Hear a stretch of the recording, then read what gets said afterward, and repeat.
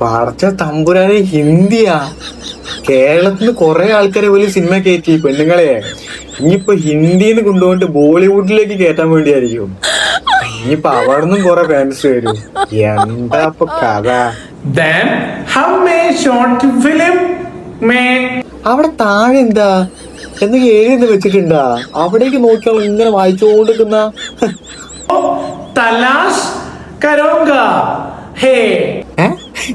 ഏതാ ഇങ്ങനത്തെ karate class നടത്തുണ്ടാ?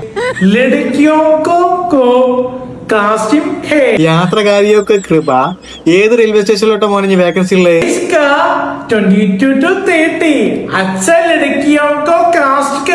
കേരളത്തിലാകുമ്പോ 22-25 വയസ്സൊന്നും ഇല്ലേനി. ആരായാലും മതിയെന്നേനി. അവസാനം കേരളത്തിലെ ആന്റിമാരെ ലിസ്റ്റ് കഴിഞ്ഞേ. ഇപ്പൊ ഇനി പുറത്തുനിന്നൊക്കെയാണ്. അത് 22 തൊട്ട് 30 വരെയൊക്കെ ആക്കി വെട്ടിക്കുറച്ചിപ്പോ. അച്ഛനടിക്കല്ലേ കിട്ടും, പെട്ടെന്ന് കിട്ടും.